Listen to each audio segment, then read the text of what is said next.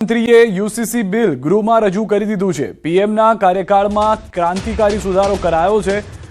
પરંપરાને આગળ ધપાવવા યુસીસી બિલ રજૂ કરવામાં આવ્યું છે। ધર્મ ભલે અલગ હોય પણ ન્યાય સમાન હોવો જોઈએ। આઝાદીના 7 દાયકા બાદ પણ દેશમાં સમાન કાયદો ગુજરાતની અખંડિતતાને જોડતું બિલ છે।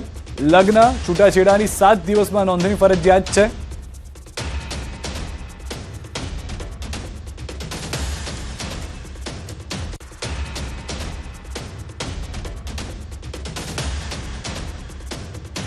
तिथि लग्न करावनार सामे कड़क कार्यवाही। लिव इन रिलेशनशिपनी नोंधणी हवे फरजियात। आदिवासी समाज कायदामां नहीं आवे।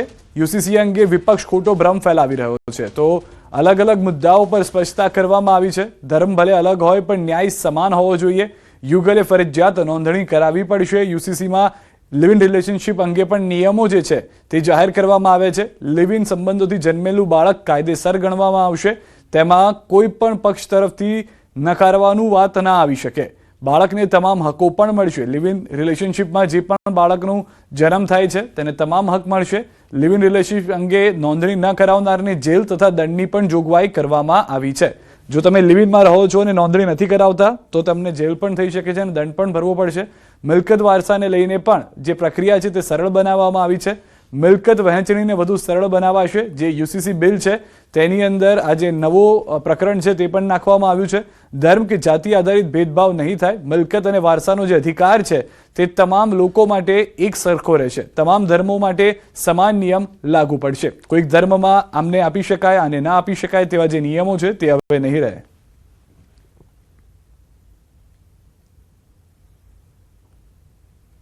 तो सीएमए यूसीसी बिल रजू कर्યું છે। यूसीसी बिलने साधु संतोए पण आप्યું છે समर्थन। संतोए सरकारना निर्णयने आवकार्यो છે। हिंदू धर्म राष्ट्र धर्म माटे महत्वनो निर्णय। संतोए यूसीसी बिल अंगे चर्चा सांभળી। संतोए बिल अंगे पोताना मत रजू कर्या। વધુ માહિતી ન્યૂઝ 18 સમાચાર ગૌતમ પાસેથી મેળવીશું। ગૌતમ, કદાચ ભારતમાં બીજું રાજ્ય ગુજરાત બનવા જઈ રહ્યું છે। यूसीसी लागू કરવામાં આવશે। કેટલું મહત્વનું ક્યારથી થઈ શકે છે? શું રજૂઆતોથી વિધાનસભાની અંદર શું પ્રતિક્રિયાઓ આવી રહી છે?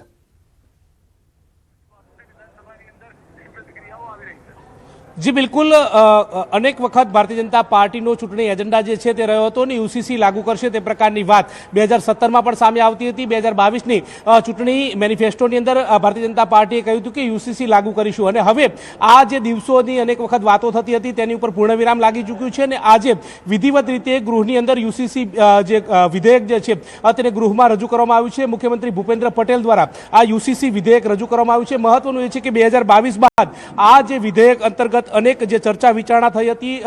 निवृत्त जस्टिस रंजना देसाईनी अध्यक्षतानी कमिटीमां आ 5 लोकोनी कमिटी जे छे तेनुं गठन करवामां आव्युं हतुं। कमिटीए 2 દિવસ थोड़ा दिवसों पहला जे रिपोर्ट जे छे ते मुख्यमंत्रीने सुप्रत करवामां आव्यो हतो। मुख्यमंत्रीने रिपोर्ट सुप्रत कर्या बाद आजे विधिवत रीते गृहनी अंदर आ मुख्यमंत्री भूपेन्द्र पटेल द्वारा रजू करवामां आव्युं छे। महत्वनुं ए छे के गुजरात समान नागरिक संहिता 2026 नुं बिल जे छे ते गणाशे। ते अंतर्गतनी वात करीए तो गुजरातना जे 4 भागनी अंदर आ आखुं बिल जे छे ते वहेंचायेलुं छे। 1 થી 3 जे 2 भाग जे छे कुल 7 प्रकरणनी अंदर आ बिल जे छे तेने आवरी लेवामां आव्युं छे। महत्वनुं ए छे के 3 અને 4 भाग जे छे तेमां लिव इन रिलेशननी जे वात जे छे ते दर्शाववामां आवी छे। गुजरातमां रहेता अने गुजरात बहार रहेता तमाम जे રહેવાસીઓ ગુજરાતની અંદર છે તેમની અંદર આ બિલ જે છે તે આવરી લેશે તે પ્રકારની વાત છે। લગ્ન છૂટાછેડા સહિતની બાબતોની વાત જે છે તે આ બિલની અંતર્ગતની ચર્ચા કરવામાં આવી છે। મહત્વનું એ છે કે મુખ્યમંત્રી ભૂપેન્દ્ર પટેલ દ્વારા આ બિલ અંતર્ગત વિવિધ બાબતો જે છે તેને છણાવટપૂર્વક ગૃહની અંદર રજૂ કરવામાં આવી હતી। ત્યારબાદ કોંગ્રેસમાંથી અમિત ચાવડા હોય શૈલેષ પરમાર હોય તેમણે પોતાના પક્ષો જે છે તે ગૃહની અંદર આપ્યા હતા। ત્યારબાદની વાત કરીએ તો રમણલાલ વોરા જે છે તેમણે પણ શાસક પક્ષ તરફથી આ બિલ અંતર્ગતના સમર્થન અંતર્ગતની વાત જે છે તે કરવામાં આવી હતી। यूसीसी कायदो लागू कर्या बाद लग्न कर्याना 1 वर्षमां छूटाछेडानी अरजी करी शकाशे ते प्रकारनी पण आ जोगवाई जे छे ते आ बिलनी अंदर करवामां आवी छे, मूकवामां आवी छे। समान नागरिक संहिता अमलनी अंदर छूटाछेडा नोंधणी करावी पण फरजियात रहेशे ते प्रकारनुं पण आ बिलनी अंदर प्रावधान करवामां आव्युं छे, जोगवाई करवामां आवी छे। एटले के जे वातो થતી હતી। ભારતીય જનતા પાર્ટીનો મેનિફેસ્ટો હતો અને તેને આજે ગૃહની અંદર રજૂ કરવામાં આવ્યો છે અને તે અંતર્ગતની ચર્ચા હાલ તો ગૃહમાં ચાલી રહી છે। મહત્વનું એ છે કે આજે સાધુ સંતો હોય કે ભારતીય જનતા પાર્ટીના વરિષ્ઠ નેતાઓ હોય તેઓ પણ ગૃહની અંદર હાજર રહ્યા હતા। આ ગૃહની અંદર જ્યારે આ વિધેયક પસાર કરવામાં આવ્યું ત્યારે અનેક નેતાઓ જે છે તે પણ હાજર હતા। જોકે સામાજિક સંગઠન સાથે સંકળાયેલા લોકો હોય કે ધર્મગુરુ હોય તેઓએ પણ સમર્થન કરતા નજરે પડ્યા હતા। જી આભાર ગૌતમ સમગ્ર માહિતી બદલ। તો મોટાભાગના લોકોનું જે છે તે સમર્થન આવી ચૂક્યું છે। વિપક્ષ તરફથી કેટલાક આક્ષેપ પ્રત્યાક્ષેપ થઈ રહ્યા છે, પરંતુ ટૂંક સમયમાં યુસીસી જે છે તે ગુજરાતમાં લાગુ થઈ જશે।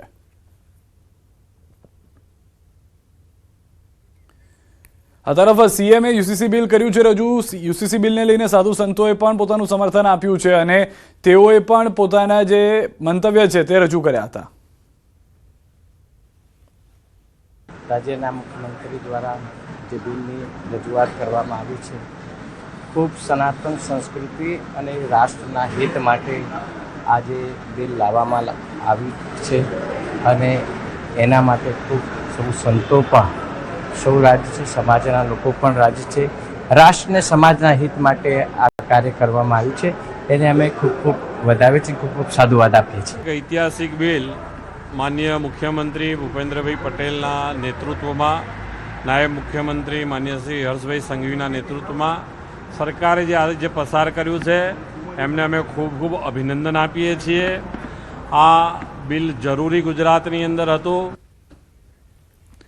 સુરતથી સમાચાર। ડમ્પિંગ યાર્ડમાં ભીષણ આગ લાગી છે। ખજોદ ડમ્પિંગ સાઇટમાં ફરી આગ લાગી છે। ભભૂકી આગને લઈને થોડા દિવસ પહેલા પણ આગ પર કાબુ મેળવવા પ્રયાસ કરવામાં આવ્યા હતા।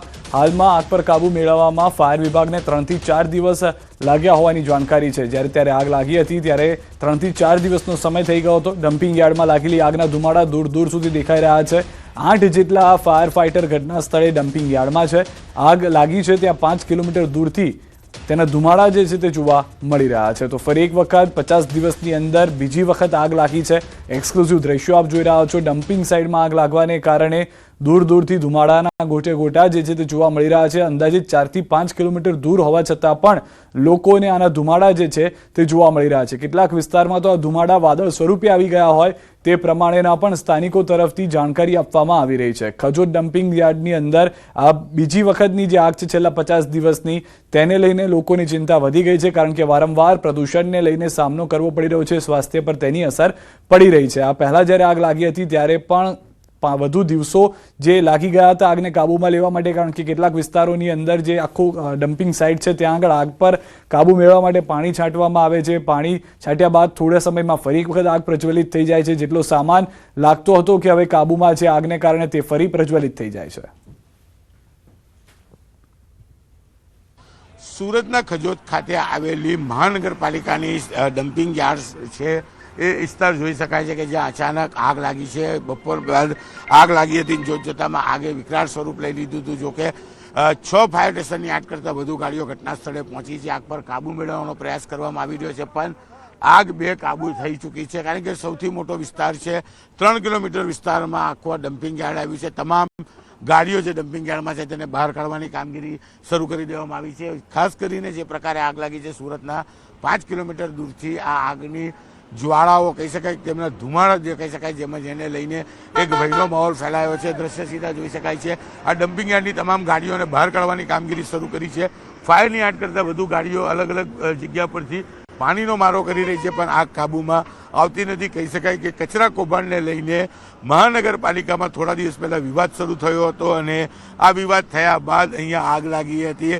3 દિવસ કરતાં વધુ સમય લાગ્યો હતો આગ પર કાબૂ મેળવતા। ફાયર વિભાગ સતત આગ પર કાબૂ મેળવવાનો પ્રયાસ કરી રહી હતી, કારણ કે જે ડમ્પિંગ સાઇટ છે તેની બાજુમાંથી મેટ્રો અને તેની બાજુમાં ડાયમંડ બુશ આવેલું છે અને જે પ્રકારે કાળા ધુમાડા છે તે ઉપર જઈ રહ્યા છે, એટલે કે આ વિસ્તાર કહી શકાય કે એરપોર્ટ ઓથોરિટીમાં આવતો તેની મોટાભાગની ફ્લાઇટો પસાર થતી હોય, એટલે કે સૌથી મોટી સમસ્યા એરપોર્ટને થાય એવી છે, જેને લઈને ફાયર વિભાગે પાણીનો મારો શરૂ કર્યો છે। પણ કહી શકાય ડમ્પિંગ યાર્ડમાં કપડુંથી લઈ પ્લાસ્ટિક ને કચરો એટલી હદે છે કે આગ પર કાબુ મેળવવો ફાયર વિભાગ માટે મુશ્કેલ છે। દ્રશ્ય સીધા જોઈ શકાય છે કે જે જગ્યા પરથી ગાડીઓ આવી રહી છે ત્યાં આગ લાગી છે, ત્યાં પાણી મારી રહ્યા છે, તો બીજી બાજુનો છેડો છે કે જ્યાં આગ લાગી રહી છે, એટલે કે કે બાજુ પાણી મારવું તે ફાયર વિભાગને સમજવું મુશ્કેલ પડી રહ્યું છે। અને જે ધુમાડા છે તે કાળા ધુમાડા કેટલી ઊંચાઈ સુધી પહોંચ્યા છે. સમગ્ર વિસ્તારમાં એક ડરનો માહોલ છે. સુરત શહેરમાં જે પ્રકારે ધુમાડા દેખાઈ રહ્યા છે, એટલે કે 5-7 કિલોમીટર દૂરથી દેખાઈ રહેલા ધુમાડાને લઈને લોકોમાં ડરનો માહોલ છે. કહી શકાય કે કચરા કૌભાંડ બાદ મહાનગરની આ જ કચરાની ડમ્પિંગ સાઇટ ઉપર આગ લાગી હતી. 3 દિવસ જેટલો સમય લાગ્યો હતો આગ પર કાબુ મેળવતા, અને ફરી એક વખત આજે આગ લાગી છે ત્યારે જોવાનું રહ્યું આગ ક્યારે કાબુમાં આવે છે. સતત ફાયરની ગાડીઓ અહીંયા આવી રહી છે, પાણીનો મારો કરી રહી છે, પણ છેલ્લા 2 કલાકથી આગ પર કાબુ મેળવવાની કોઈ પણ શક્યતા દેખાતી નથી. કહી શકાય જાણકારોની વાત માનીએ તો આગ પર કાબુ મેળવતા ફાયર વિભાગને 2 થી 3 દિવસનો સમય લાગશે. જોકે કોઈ જાનહાનિ નથી, પણ જે કચરો છે ખૂબ જ મોટી માત્રામાં છે. જ્યાં સુધી કચરો સળગી નહીં જાય ત્યાં સુધી આગ પર કાબુ મેળવવું ફાયર વિભાગ માટે પણ સૌથી મોટી કસરત છે. કેમેરામેન જીગર ગુગલ સાથે કીર્તેશ પટેલ, ન્યૂઝ 18 ગુજરાતી, સુરત.